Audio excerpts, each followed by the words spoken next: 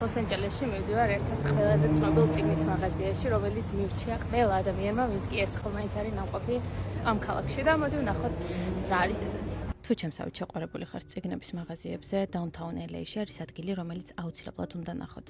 წიგნის მაღაზიას ქვია The Last Bookstore. ეს მართლა არ არის უბრალოდ წიგნის მაღაზია, შიგნით შეგხვდება უზარმაზარი თაროები, 10,000-ობით ძველი და ახალი წიგნები, ვინტაჟური გამოცემები, პაწაწუნა კუთხეები, წამოსაწოლი და წიგნის წასაკითხის სივრცეები და შეგიძლია უბრალოდ ამ წიგნის მაღაზიაში დაიკარგო ისეთი არაჩვეულებრივი ბიბლიოთეკის მსგავსი ატმოსფერო გარშემო. ყველაზე მაგარი ნაწილი არის მეორე სართული, სადაც წიგნების გვირაბები, ლაბირინთები დალაგებული თაროები და უცნაური ინსტალაციები და პატარ-პატარა არცსივრცეები შეგხვდებათ. ჩემი აზრით უბრალოდ წიგნის საყიდლად აქ არ დადის ხალხი და ძირითადად შთაგონებისთვის მოდის ბევრი მათგანი, ან უბრალოდ განმარტოებისთვის.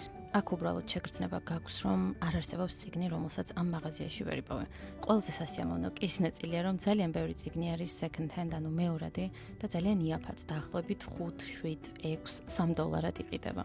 კიდევ არის ერთი ცალკე სივრცე საშინელებათა და თრილერის წიგნებისთვის, სადაც რომ შედიხარ მართლა ჰორორის ოთახში გონია რომ ხარ ბნელი, უცნაური და ძალიან კინემატოგრაფიულია. გარდა წიგნებისა აქ ყიდიან ვინილებს, CD-ებს და ძველ კასეტებზე ჩაწერილ ფილმებს. ამიტომ თუ ძველი მუსიკა, ფილმები ან უბრალოდ ნოსტალგიური ნივთები გიყვართ, ეს ცალკე სიამოვნება.